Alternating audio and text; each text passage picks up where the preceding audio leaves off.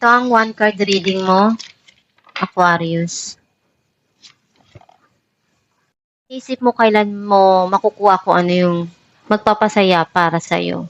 And paraan na gagawin mo para ma-achieve mo yung goal mo. Clarify natin ang Page of Cups,